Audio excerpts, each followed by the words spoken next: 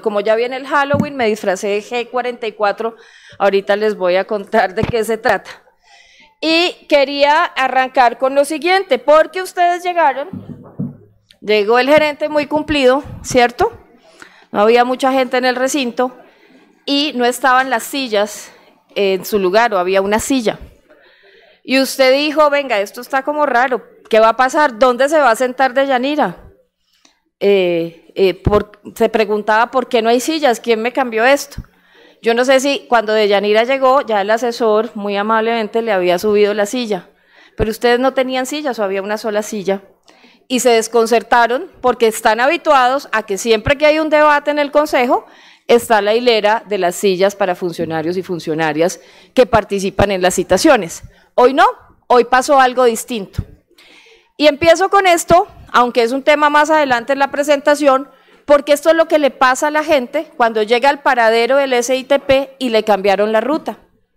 Y no hay suficiente información y nadie le dijo qué pasó con la silla. ¿Ustedes qué hicieron? A pesar de que las sillas estaban adelante, volvieron a poner las sillas en el lugar de siempre. No se les ocurrió sentarse adelante. Había un cambio, nadie se los dijo, pero había un cambio. ¿Y cuál es la tendencia natural del ser humano? Hacer lo que viene haciendo. Eso le pasa a la gente cuando toma una ruta del SITP. Aquí tenemos algunos paraderos en gráfica. Eso le pasa a la gente. En el mismo lugar, se va generalmente a la misma hora, espera el mismo bus de siempre, espera que pase, lo recoja y lo deje en el mismo lugar de siempre. Pero si nadie le dice nada, si la pedagogía es insuficiente, la gente se desorienta. ¿Y va a atender a qué? No a decir, oiga, qué bueno que me cambiaron la ruta. La gente va a decir, qué embarrada que me cambiaron la ruta. Ahora yo no sé qué voy a hacer, qué voy a coger, qué hago. Termina cogiendo un taxi, espera, a pesar de que ve el cambio, espera con ilusión que vuelva a pasar. Entonces, por eso hicimos este ejercicio, lo hicimos con respeto, espero que no genere ninguna ofensa o molestia, tratamos de hacerlo sutilmente para no tener pues ningún acto agresivo con nadie.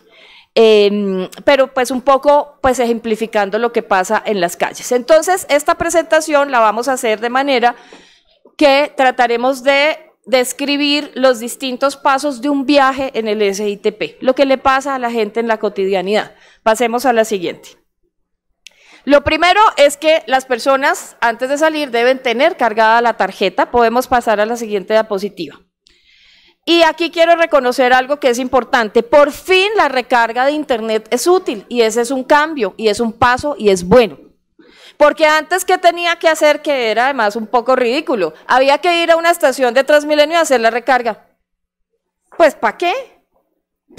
La gracia es que uno la pudiera hacer desde cualquier otro lugar, desde su casa, o había unos pocos puntos, pero la gracia es lo que ahora sí está pasando. Ahora, además, es posible hacerlo en los buses zonales. Sin embargo, falta, gerente Álvaro, mucha pedagogía. Ese es otro cambio. Pero si a la gente no le decimos de ese cambio y no le enseñamos cómo reaccionar a ese cambio, nos quedamos en lo mismo. TransmiApp también es un gran avance, también tiene cosas por mejorar. Hoy cuenta con bastante información que antes era imposible de conseguir, en especial la ubicación de los buses del componente zonal. Con eso la gente se puede dar una idea, no es tan exacto, no se cumplen los tiempos sugeridos y en eso es lo que le pido, gerente, que pues se avance y se mejore, pero da una idea y eso también es bueno, es positivo para el usuario. Nosotros hicimos un llamado por redes sociales para que la gente nos contara de los problemas en su ruta y estas fueron las 4 UPZs donde más nos reportaron quejas: Garcés Navas, Zona Franca, Patio Bonito y La Gloria. Entonces empezamos el viaje, llega la gente al paradero y aquí tenemos un enorme problema de inequidad. Tenemos el primer problema que queremos detallar en este debate.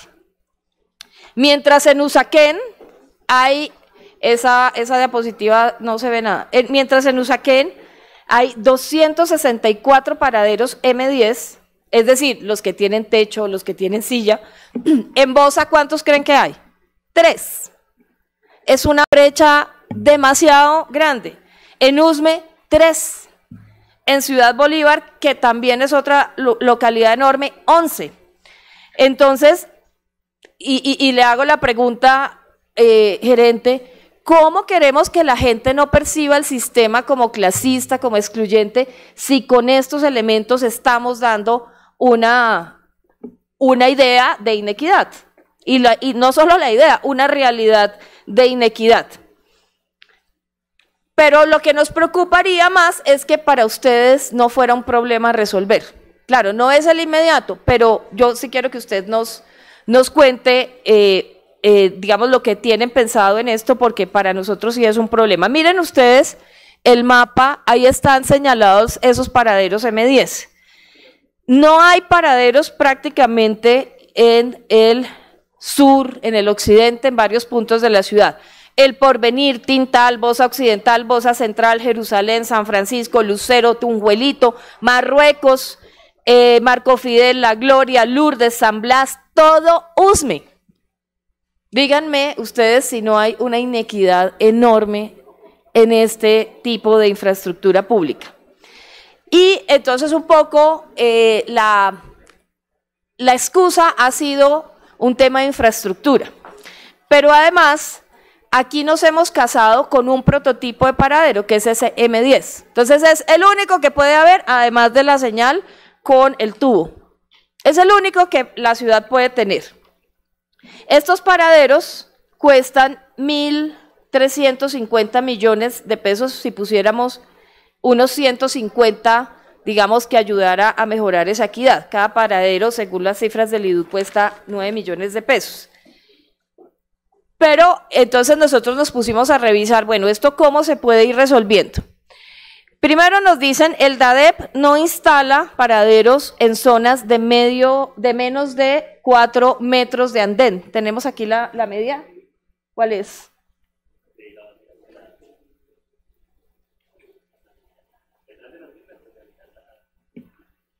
No veo cuál es la señal. ¿Me ayudan, por favor? Márcalo ahí. Este punto hasta la pared. Esos son los 4 metros.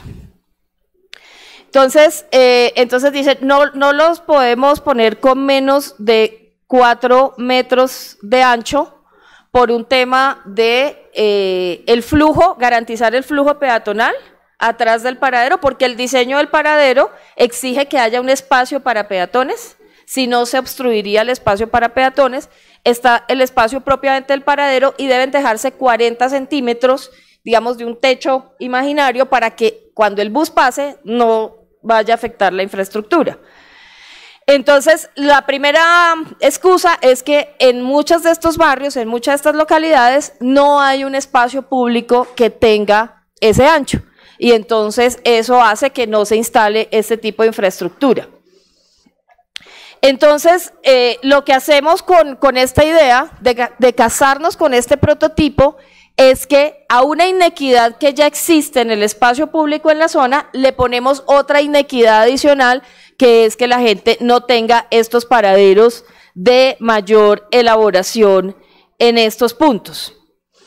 Aquí, entonces, pues digamos, secretario, nosotros tenemos muestras, podemos pasar a la siguiente. Tenemos muestras de paraderos en otros lugares del mundo donde hay otro tipo de prototipos.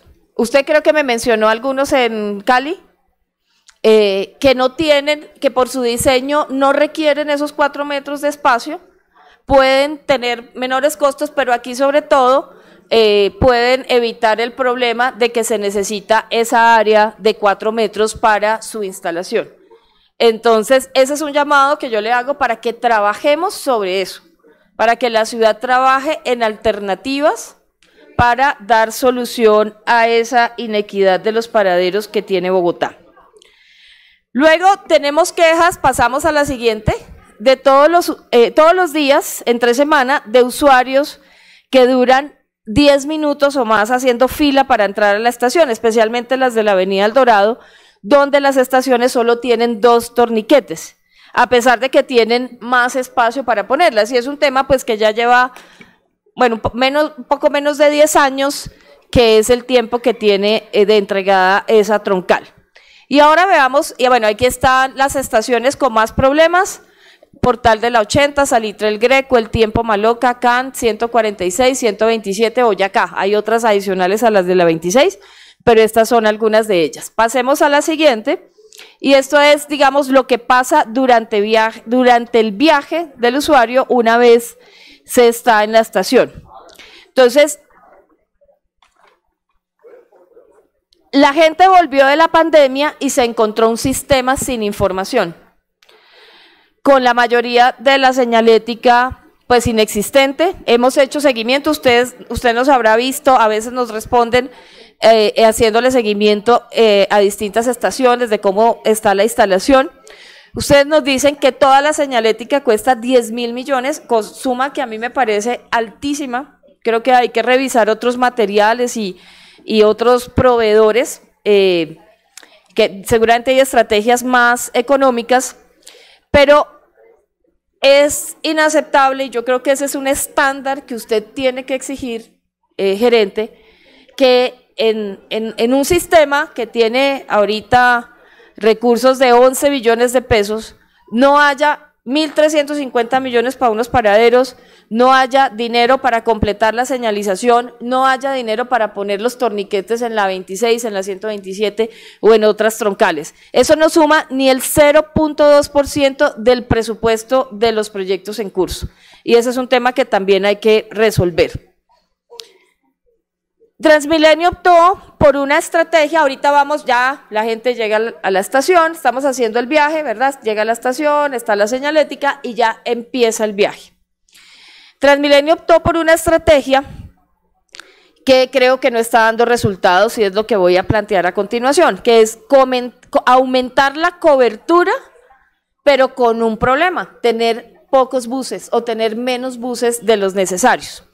Entonces, aquí tenemos los gráficos, vamos a tratar de detallarlos aquí un poquito. Aquí están las cifras de agosto de 2018 y de junio de 2022. En agosto está la información del troncal, ahí están los componentes. Esperen que yo busco aquí también en mi presentación. Aquí está. En los distintos servicios del sistema. Entonces, en el troncal ustedes pueden ver 98 servicios en el 2018, 96 en junio de 2022, disminuyen 2. 13.2 millones de kilómetros recorridos al mes en el 2018, 11 millones de kilómetros recorridos en el 2022. Bajan los kilómetros recorridos. En la medida que el sistema crece, debería aumentar. Aquí baja, aunque, y yo creo que en eso coincidimos, la medida de kilómetros recorridos no debería ser la medida de este sistema. El sistema debería medir cuántas personas transporta, no cuántos kilómetros recorre. Usted puede llegar a recorrer muchos kilómetros y transportar poca gente, entonces no le sirve a la gente. ¿Sí? En eso estamos totalmente de acuerdo. En los temas de alimentación, 108 rutas, 2018, 106, 2022, 4.6 millones de kilómetros recorridos mes versus 4 millones, 561.000 despachos al mes versus 534.000 despachos al mes, es decir, bajaron los despachos. Y en el zonal, entonces tenemos 271 rutas versus 391, 27.2 millones recorridos de kilómetros versus 30, aumenta un poco, pero los despachos de 880.000 suben a 950.000, que es muy poco para los kilómetros recorridos. Bueno, y hay un aumento aquí del tema de conductores que no lo mencionaremos hoy. Y tenemos aquí ya las cifras más detalladas del zonal. Entonces, rutas 391, millones de kilómetros recorridos 30, despachos 950.000, número de buses 7.594 y buses por ruta 19.5. Y también según las respuestas que ustedes dan, Transmilenio espera que el número de buses baje para 2026 a 7.300, 2023 a 7.326, que postura que pedimos que reconsideren. Pero entonces acá un poco la conclusión es que mientras el número de rutas ha aumentado un 43% en 4 años, el número de los despachos solo ha crecido un 8%. Y el número de recorridos, de kilómetros recorridos, solo ha crecido un 10%. Entonces, esto en cifras nos ha llevado a que tengamos en 2017 28 buses por ruta, a hoy en día menos de 20 buses por ruta. Digamos, si uno hace en bruto esa regla de 3. Pasemos a la siguiente y encontramos aquí unos puntos críticos que yo le pido que usted entre a resolver. 103 rutas con menos de 10 buses, 52 rutas con menos de 5 buses y 21 con menos de 3. Imagínense 3 buses en una ruta. ¿Esto en qué se refleja para la ciudadanía que está viendo el debate? En que usted se para y tiene que esperar 1 hora que pase el bus. Y pasa el bus y el otro pasa en 1 hora y 10, o pasan 58, o pasan 3 horas si de pronto estamos en alguna zona rural. Y aquí están algunas de estas rutas. De esas 103 rutas encontramos 11 que son críticas. Aquí están la 14.6, la 18.3, 18.7, HH 711, 18.14, 19.10, PC10, 17.2, 19.9 y 5.3. La 9.10 rural, no sé si corresponda a un caso que usted me comentó después, que es el del Verjón, ¿sí? Donde, digamos, aquí el indicador que estamos viendo es el tiempo que se demora la frecuencia, ¿cierto? Y es pésimo, porque hay pocos buses, esa es la explicación, es muy simple. Es pésima la frecuencia porque no hay buses suficientes para que pasen con una frecuencia razonable. Pero usted me contaba de la ruta del Verjón, donde allá la situación es distinta, comenzando, digamos, que es rural. Entonces, allá esa no puede ser la misma medición, allá se acordó con la gente que la ruta pasaría en 3 o 4 horarios, 4 horarios específicamente, y aquí el indicador es pasar exactos en el tiempo. Ese es el indicador que debe manejarse en ese caso. Pero digamos que aquí en esto le pido que haga una revisión de esas rutas y nos dé una respuesta formal, ojalá en la respuesta misma de este debate, pero entendería que de pronto pues tenga que demorarse un poquito más. La siguiente. Y estas, dentro de este punto crítico de 103 rutas que operan con menos de 10 buses, hay unas donde tuvimos quejas e hicimos un trabajo de campo que constatamos. Y aquí está la K302, la A302, bueno, la 332 de Zona Franca, estas dos son de Zona Franca, la 613 y 801 de La Gloria en San Cristóbal, la 202 de Garcés Navas, Bolivia, en Engativá, la 211, y el alimentador 94 de Patio Bonito. Las comunidades de estas zonas están viendo y siguiendo este debate porque esta conclusión se obtiene gracias al trabajo que hicimos con ellos. Y de manera formal, vamos a hacerle a usted, gerente, la solicitud de que se revise la ruta G44. Yo aquí tengo el derecho de petición. Esta ruta G44, que además yo no sé si aquí hay varios, yo le entrego aquí el derecho de petición. Esta ruta G44 tiene una situación, es una ruta que mueve la gente de Soacha hasta el norte y viceversa. Pasemos a la siguiente diapositiva.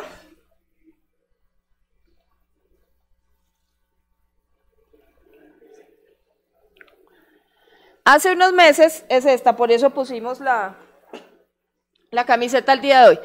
Hace unos meses se desató como una tendencia allí en redes sociales, porque había un profesor de la Nacional que le puso un trino a sus estudiantes. No sé, es que creo que no se alcanza a ver desde ahí.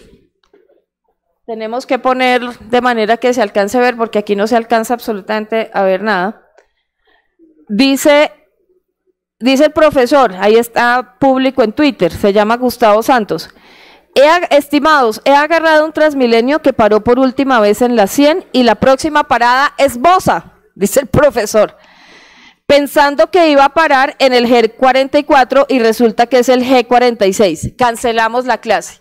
Entonces, esto desató una serie de participaciones de mucha gente a quien afectó el G44. Secretario me dice que de Soacha hacia esta zona intermedia mejoró, ustedes dividieron en dos esa ruta, mejoraron tiempos y a la gente, según lo que usted me dice, le ha servido. Pero yo le pedí que revisara el otro sentido, del norte hacia esta zona intermedia, porque esa ruta más o menos involucra, en su trayecto tiene unas 23 estaciones, hay menos paradas, son como 10, 11 paradas entre el Portal del Norte y San Mateo. Pero efectivamente del Portal del Norte pasa Toberín, Alcalá y Calle 100. Ahí vuelve a llegar a Bosa, la estación Bosa, y dejaron de funcionar las paradas de Simón Bolívar, Campín, Universidad Nacional, Palo Quemado, Comuneros. Hay muchas personas que se bajaban en Ricaurte para ir al centro, que venían del norte, se bajaban del Ricaurte para ir al centro. Toda la gente que viene a hacer trámites en el Centro Administrativo Distrital, el Consejo, la Alcaldía Teusaquillo, los que estudian en universidades, no solo la Universidad Nacional, aquí en esta zona puede haber alrededor de unas 12 universidades, centros de estudio más o menos grandes. Entonces, le pido que haga una revisión de ese G44, el cual también hicimos pues trabajo de campo y un poco el seguimiento a la participación de la ciudadanía. Bien diseñado, con una o dos paradas, ese tiempo no va a sumar más de 90 o 180 segundos en el trayecto y le serviría a ese público que viene a este sector.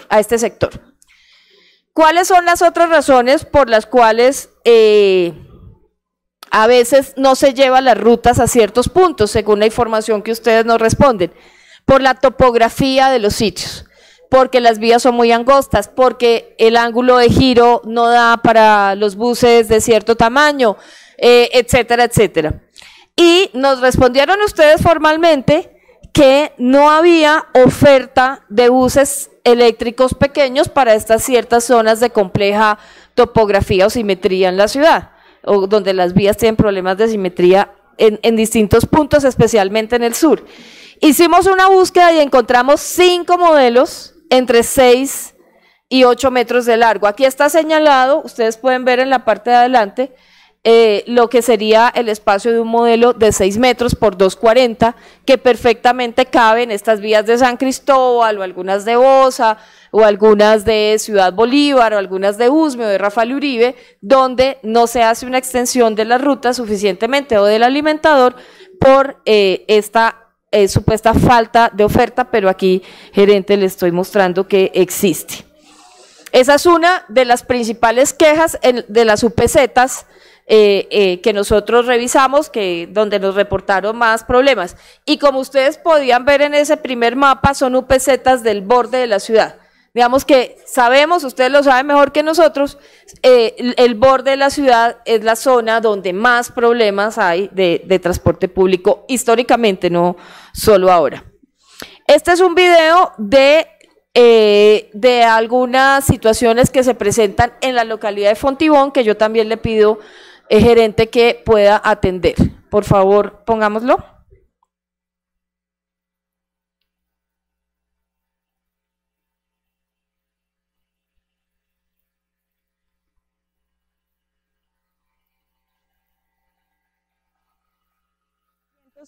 Unidades habitacionales, y este otro proyecto que está muy cercano al humedal Meandro del SAI, un proyecto que va a tener 20 pisos. Esto también pues viene deteriora el servicio de Transmilenio, porque el servicio definitivamente no va a tener las dimensiones, o no está dimensionado para la cantidad de personas que van a habitar este territorio. Por parte de los SITP, pues especialmente la 323, que tiene el paradero frente al Recodo del Parque, pero entonces hay veces no baja hasta acá, no da el recorrido completo. Y en las mañanas pues tampoco hace la parada frente a Praderas 3, que es donde la debe hacer. Que son de G-Móvil, son demasiado, tienen que hacerles demasiado guaches, manejan muy bruscamente, esa es la parte. Y también la frecuencia de los alimentadores es terrible. Puede cualquier persona salir a las 5 de la mañana, durar 40, 30 minutos en la espera. A implementarse el sistema integrado de gestión en este sector fue donde primero se declararon en quiebra los operadores del servicio. Además de esto, como pueden ver, la zona en la que están parqueados todos los SITP que cubren el entorno están en unas condiciones supremamente complejas, no solamente para la comunidad que va a acceder al servicio, sino para los propios trabajadores del sistema Transmilenio. Para que por favor nos activen y que esté constante también el servicio de la recarga de las tarjetas, ya que estas tarjetas pues es fundamental para que todo nuestro sector pueda desplazarse a sus sitios de trabajo, a su estudio. Y se nos dificulta porque digamos a veces no están, los sitios están, pero las recargas no son constantes. Nos encontramos con la comunidad de Patio Bonito, estamos en Bellavista, identificando algunas de las problemáticas que se enfrentan en términos del sistema integrado de transporte. Particularmente les preocupa mucho el tema de las frecuencias de los buses, las rutas que han sacado del mercado, que muchas veces se piensa que las van a reemplazar por otras, pero desafortunadamente no ha sido así. Soy cuidadora de personas con discapacidad. He tenido algunas dificultades porque muchas de las rutas no nos recogen con el niño por tener la silla de ruedas. Que el transporte se ha puesto muy escaso. De Patio Bonito hacia abajo viven más de 1 millón de personas, creo, y realmente solo hay 2 rutas. Desde 2020 está pasando esto, que están quitando las rutas paulatinamente, con el decir de que pues tenemos aquí el alimentador. Pero es que mire, el alimentador no baja hasta donde está el paradero del SIT.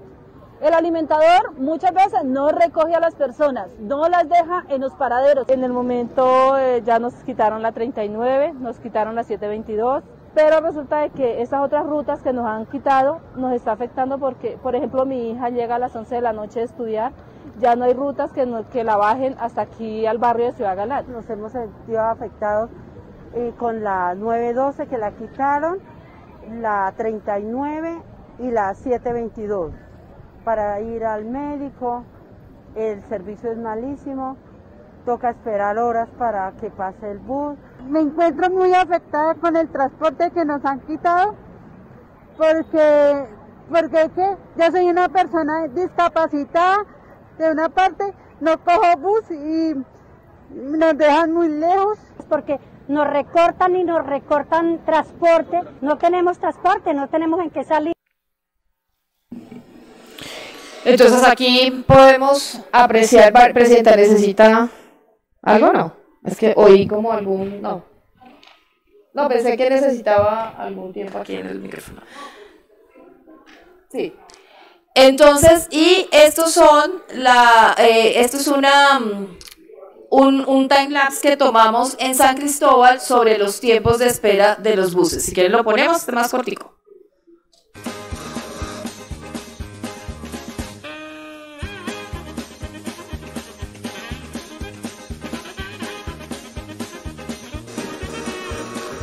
Mire, esa ruta 783 no aparece en Transmiap, si uno la busca. Pasa el bus y el siguiente se demora 79 minutos en volver a pasar. Esto lo hicimos nosotros poniendo la cámara in situ, grabando con el tiempo real. Luego se demora 83 minutos en volver a pasar. 83 minutos.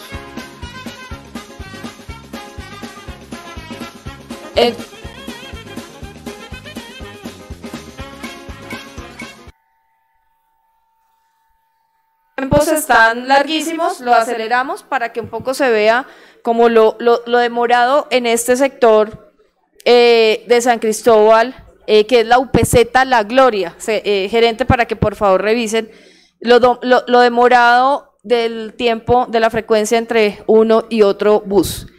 Se olvidaron los carriles preferenciales y ahí esta parte le toca a nuestra secretaria de Movilidad. Como vamos en el 2022, aquí tampoco se puede apreciar, ojalá en los monitores sí lo puedan ver, como vamos en el 2022, no vamos a llegar ni al 10% de los comparendos que se impusieron el año pasado. De más de 23.000 comparendos de 2021 a 2022 vamos en 444. O sea, mira la proporción. 10% serían 2.300 y vamos en 444 a mitad de 2022. Llevamos años denunciando este tema, son siempre los mismos puntos críticos. Obviamente hay que hacer pedagogía, pero también hay que poner sanciones en los casos necesarios.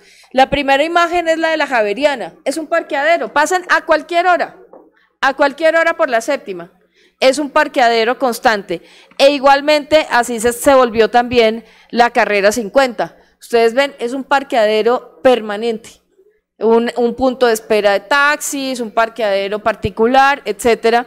En la salida del portal de la 80, secretaria, los intermunicipales se toman 2 de los 3 carriles de la vía. Sé que por eso se está haciendo la obra. Nosotros solicitamos esa intervención hace algunos años, nos alegra la intervención, pero ahí hay un problema con los intermunicipales. Y usted, que yo sé que está muy interesada en encontrar soluciones a la movilidad de la 80 y está explorando y está revisando, hemos hablado del tema, ese es uno de los puntos críticos y desde ahí se inicia una parte importante del trancón. Sabemos que en movilidad están estudiando este carril preferencial de la calle 76. Nosotros propusimos este carril hace casi 3 años y yo pues quisiera plantearle que piensen en la posibilidad de que esa vía sea solo bus entre las 4:30 y las 7:30 de la tarde entre semana, entre la carrera 9 y la carrera 15. Hoy el viaje entre la séptima y la Caracas puede tomarse 25 minutos en ese trayecto. 25 minutos, lo hemos contado, que es un tiempo exagerado para las rutas duales. La estrategia de rutas más cortas también creemos, gerente, que no está dando los resultados esperados. Pasemos a la otra diapositiva que está un poquito más grande. Y aquí tenemos los datos. Aquí tenemos el dato de los transbordos diarios estimados. Espere, busco en el gráfico yo que me queda más fácil decirlo. Aquí están los transbordos diarios estimados. En junio de 2021, que es el circulito que está atrás, el 19% de las personas transbordaban. En agosto del 2022, el 18% de las personas transbordan. Entonces ahí está fallando algo, porque si ustedes hicieron la adecuación de esas rutas, si dijeron, mira, aquí hay unas rutas muy largas, podríamos dividirlas en 2 para que sean más eficientes, porque se mueve poca gente, etcétera. Al tomar esa decisión en su metodología, la lógica es que los transbordos aumentaran, ¿cierto?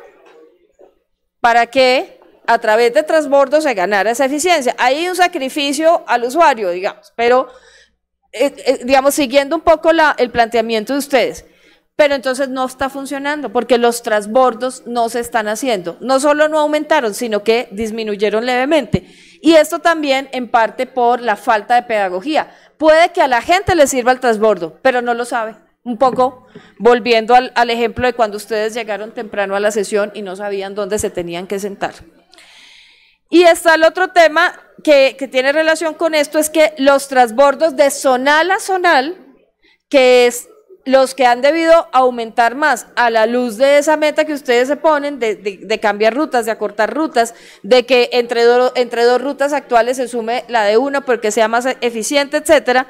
Esos transbordos pasaron en junio de 2021 de zonal a zonal de 58% a 48% en agosto de 2022. Entonces, algo no está funcionando en esa apuesta del cambio de rutas como ustedes lo han planteado. Y la pedagogía en lo que tanto hemos insistido, que usted me dice, hemos salido más a la calle, tenemos más equipos, etcétera, pero la gente no tiene pedagogía suficiente y esto es un tema que yo creo que se viene diciendo como el de 2000, Ya vamos a casi 10 años con este tema de la pedagogía. La gente lleva 30 años tomando la misma ruta. Sale de su casa, se para en el mismo sitio y espera la ruta. Entonces hay que contarle a las personas cuáles son estos cambios, cuáles son las opciones de transbordo. Encontramos en este trabajo, ustedes ven ahí unas entrevistas, pero hicimos reuniones, varios encuentros, recorridos con personas en estas 4 localidades y la gente no sabía, digamos, las tarifas con los transbordos, no conocen ese tema. Entonces, gerente, hay que hacer esa pedagogía en forma, porque lo que hasta ahora se ha hecho es insuficiente. Y ahora pasamos a un tema de los operadores y las sanciones que están, ese del carrito lo dejamos para el final. El operador, en las cifras que ustedes nos entregaron, lo pasamos a un Excel y tratamos de hacer unas cuentas. No todo es en blanco y negro como están estas frases, ya voy a hacer unas precisiones. El operador con más incumplimiento, que tiene 76%, tiene descuentos menores del 0.5%. El operador con más remuneración tiene menos de 0.05% de descuento. Puede ser que sea muy bueno y no tenga incumplimientos y por eso no tiene casi descuentos. Pero digamos, es una cifra un poco para contrastar. El 30% de las zonas tiene un incumplimiento, no, perdón, el 30% de las zonas tiene un cumplimiento menor al 85%. ¿Me regalan agüita, por favor? Menor al 85%, que esto a estas alturas del sistema, de la ciudad y de la necesidad de los usuarios no puede ser. Hay que hacer mayores exigencias. Pero a pesar de eso, los descuentos no llegan al 0.05 de las remuneraciones. Yo le preguntaba a usted por qué. Bueno, y esto además, entre otras, es injusto con aquellos pequeños propietarios del TPC que entraron a este negocio, que se les impusieron condiciones leoninas, que muchos de ellos quebraron frente a estos nuevos operadores, especialmente después de la renegociación que se hizo al final de la administración Peñalosa, que a mi juicio dejó unas condiciones absolutamente beneficiosas para ellos y adversas para la ciudad, y eso es lo que se está reflejando, entre otras cosas, ahorita. Y entonces pasemos a la siguiente para mostrarles este cuadro, que no sé, así aquí ya lo miré todo. Mira este cuadro, esta es una parte del contrato, ¿cierto? Ahí donde está todas las condiciones del ETIC, que es la medición trimestral que se hace a los operadores sobre el cumplimiento o no de los indicadores de servicio. En ese cuadro, que no lo tengo acá, en ese cuadro se aprecia como los rangos de medición digamos, de los indicadores, de cumplimiento de los indicadores. El que tenga por debajo de un 60% de cumplimiento sería calificado como inaceptable, igual que el rango anterior. Fíjense ustedes, el que es deficiente tiene el mismo castigo y condición del inaceptable. Tiene otras consecuencias, ¿cierto? Pero en principio, en los descuentos que les hacen a las remuneraciones, este cuadrito es de lo que le descuentan al operador en las remuneraciones cuando no cumple. Y fíjense, el descuento es de 0.03, o sea, el 3% máximo. Es muy poco para unos operadores que ganan billones de pesos. Es muy poco esa posibilidad de la sanción. Pero además encontramos en el artículo 6, si no estoy mal, del contrato, una clausulita que dice que cuando el concesionario de operación se allane al descuento por ETIC, el descuento se comenzará a aplicar el mes siguiente, teniendo en cuenta el ajuste a que da lugar el allanamiento.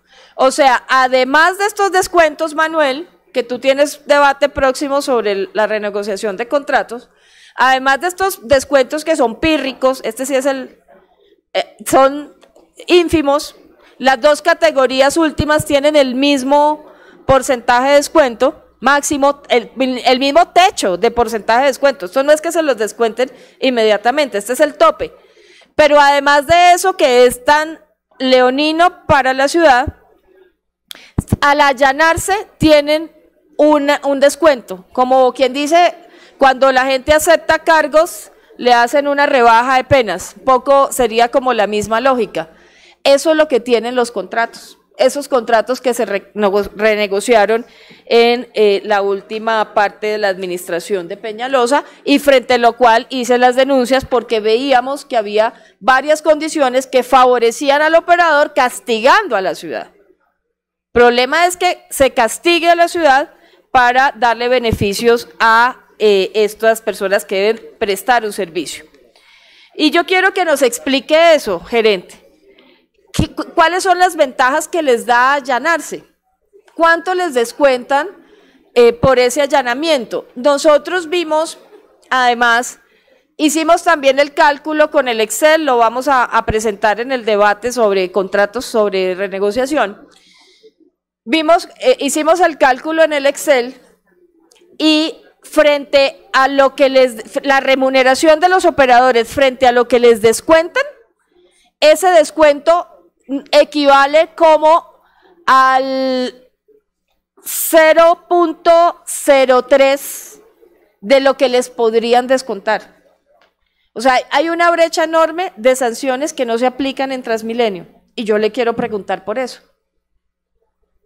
¿Esa clausulita del allanamiento es la que permite ese vacío?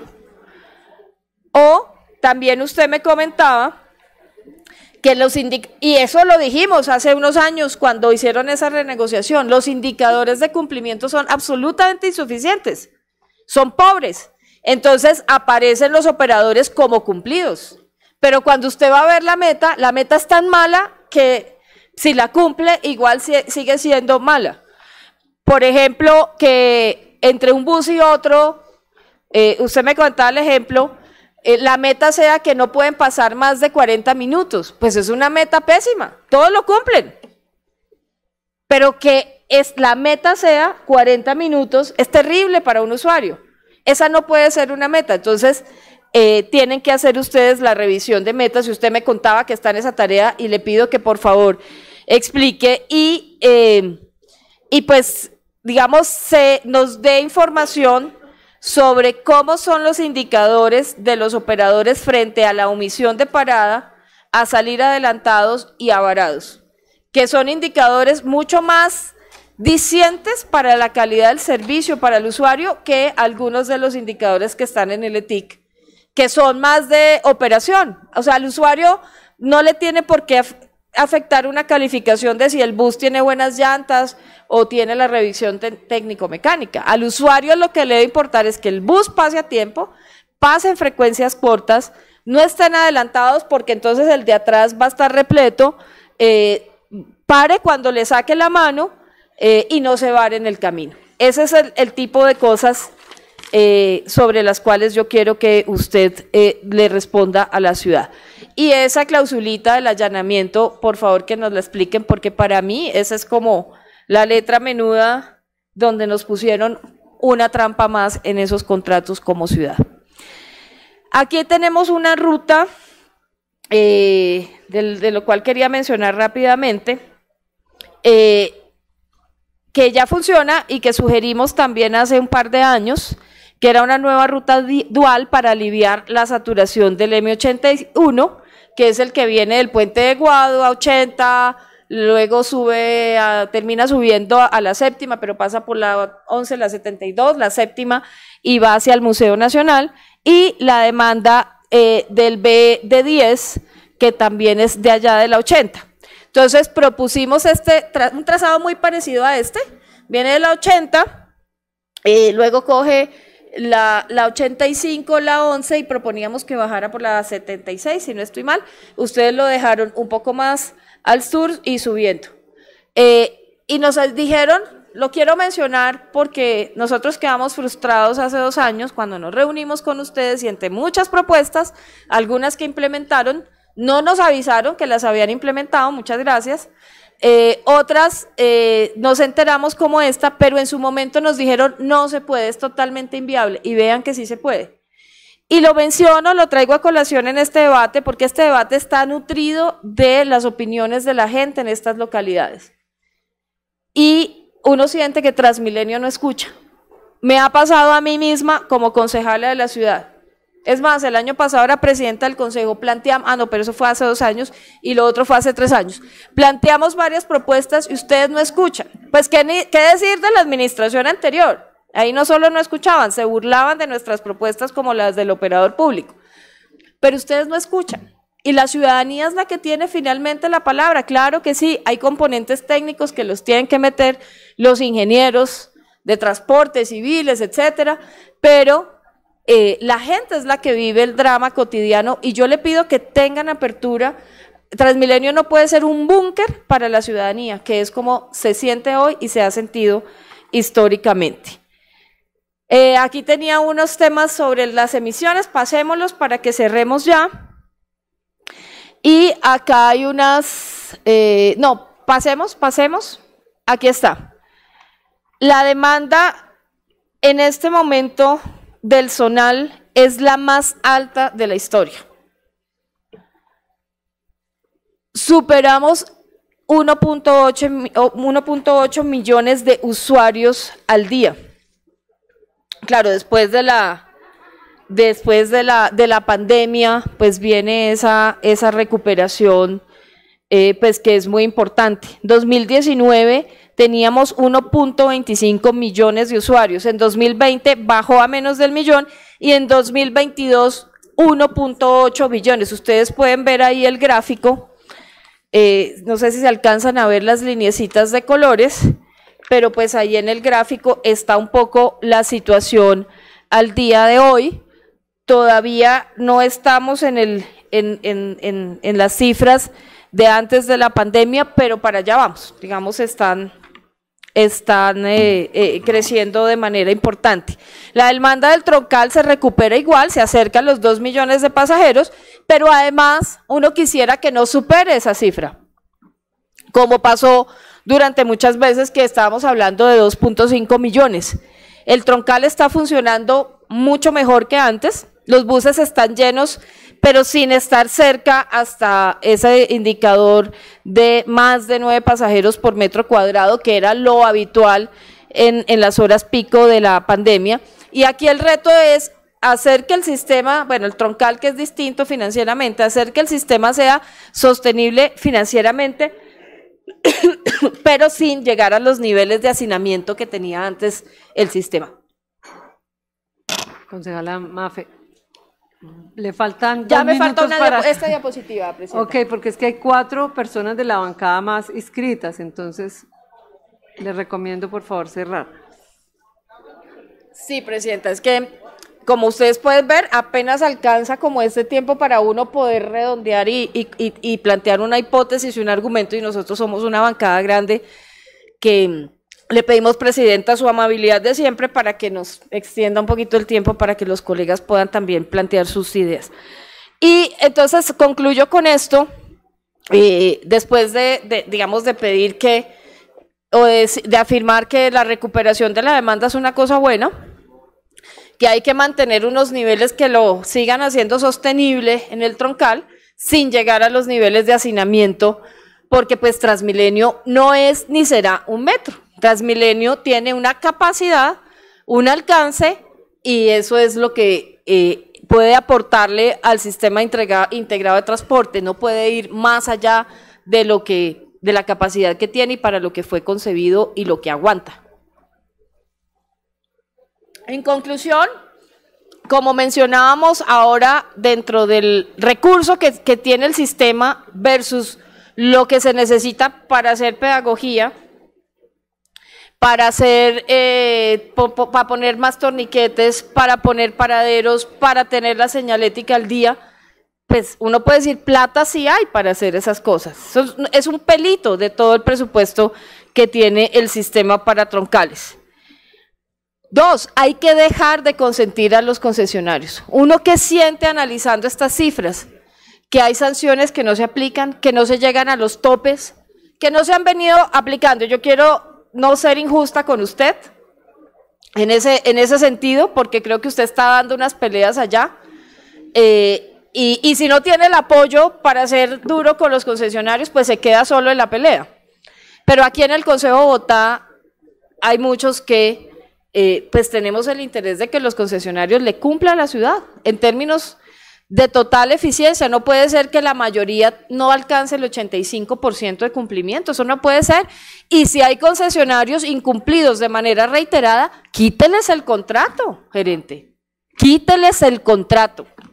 Si concesionarios no llegan a niveles de satisfacción para el usuario que sean dignos, quíteles el contrato. Usted tiene las herramientas jurídicas, las tiene.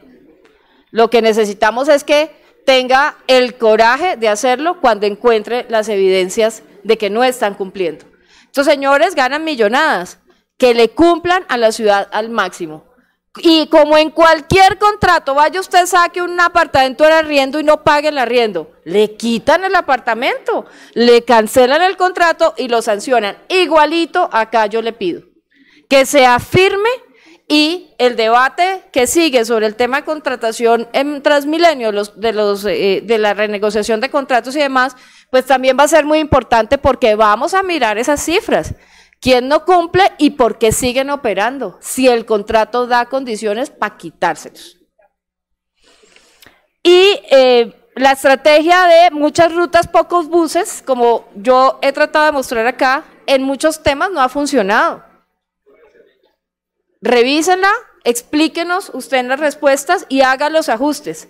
Pero no puede ser que, bueno, muchas rutas, pocos buses, lo que implica es que la gente tiene menos frecuencia y menos servicios y pone la mano y el bus le pasa lleno, está una hora esperando el bus y no se puede subir, entonces la estrategia no sirve. Si la estrategia se traduce en eso, por más buenos indicadores que hayan llantas, en técnico-mecánica, en motores, en qué sé yo, pues no sirve si el indicador más importante, que es la calidad del servicio para la gente, no sirve. Y pues las inequidades actuales no pueden seguir generando nuevas inequidades.